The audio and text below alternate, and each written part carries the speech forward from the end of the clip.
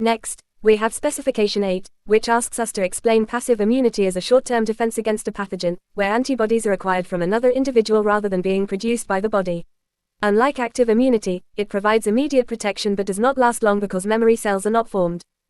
So now, let's define passive immunity. Passive immunity is a type of immunity in which a person receives pre-formed antibodies from another individual or animal. This provides immediate protection against a specific pathogen, but it is only temporary because the body's immune system does not produce its own antibodies or memory cells.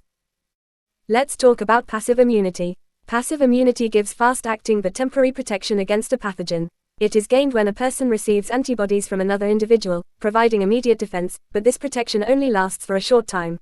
Unlike active immunity, the body does not produce its own antibodies or memory cells, so the immunity is temporary.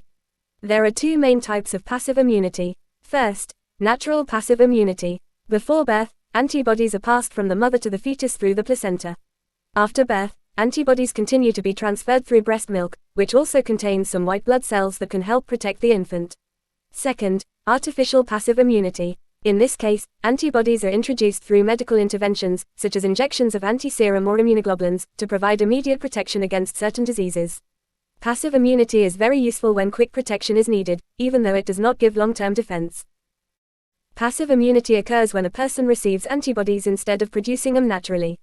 This provides immediate protection, but it is short-lived, usually lasting only a few weeks to a few months. Unlike active immunity, passive immunity does not require prior exposure to the disease. There are two main ways it can be acquired. First, naturally, when an infant receives maternal antibodies through the placenta before birth or through breast milk after birth.